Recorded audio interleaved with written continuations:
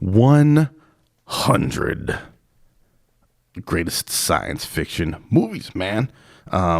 It's me, your boy C, the host of most of the things right here on Pop Brigade Network, man. Talking about the greatest 100 science fiction movies as ranked by me, yours truly, from 100 to 1. One a day for the first 100 days of the year 2020. And we're just rolling right along. Yesterday we talked about Chronicle. If you haven't seen Chronicle, I don't understand what your major malfunction is. Get your life together. Chronicle is that business. And speaking of that business, we're going to keep this bad boy rolling on. Talking about number 54 on this list here. Sunshine finally appears on the list. Let's talk about it. Here's the tagline for you.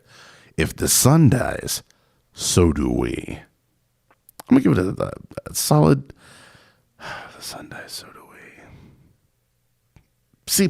I'll give that tagline a C+. Also, just a factual statement. 50 years into the future, the sun is dying and Earth is threatened by Arctic temperatures. A team of this is when the penguins take over, by the way. And if it's far side, the penguins and the polar bears. A team of astronauts is sent to revive the sun. Like they just threw some EKGs at it, or some of those clear paddles at it. But the mission fails. 7 years later, a new team is sent to finish the mission as mankind's last hope. Because if at first you don't succeed, spend billions on sending another team. Not Chronicle, Sunshine. This is one of the most frustrating movies on the entire list.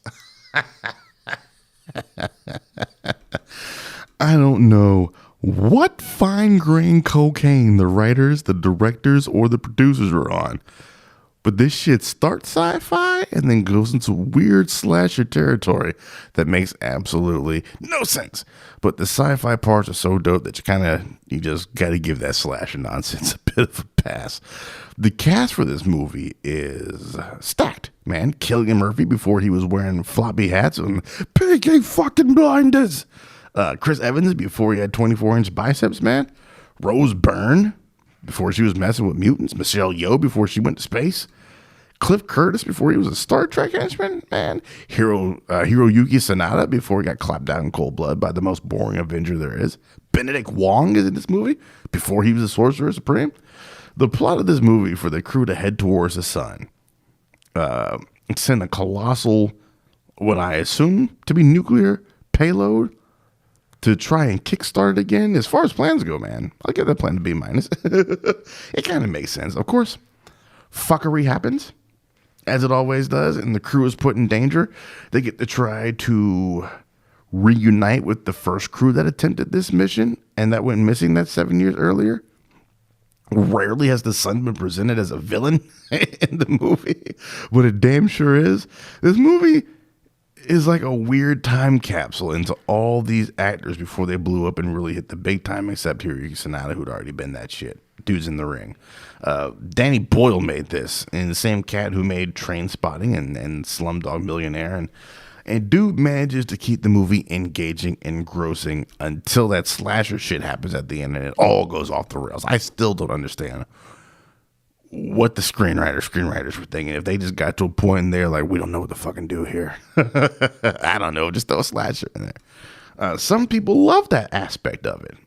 I never did, and I never understood those people. If you were one of those people who were like, yeah, it makes sense to me, reach out to me, please, and help me, so I can figure it out from your perspective, because I totally do not get it.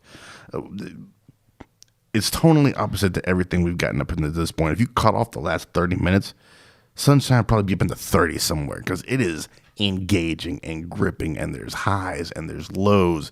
It's good science up there in the science fiction, man. That's why I love it. That's why I love it. All that slasher nonsense aside, that's why I love this movie, because it's just always, it's a depressing movie. Honestly, man, it's bleak and stark throughout. Space is a cold bitch. But yeah, this is a great movie. If you haven't checked out Sunshine, Also one that kind of went under some people's radars. I think this is like 2007. Yeah, 2007. So yeah, it kind of went under some people's radars. But if you haven't checked this out, this is a good Friday night movie. That's what this is. Friday night, couple of drinks in hand, maybe. Go ahead and check this bad boy out, man. And that is it for, what was that, number 54 on our list? Sunshine. We'll be back 24 of the hours, man, to talk about whatever number 53 is. Until then, you all take it easy and have a good one.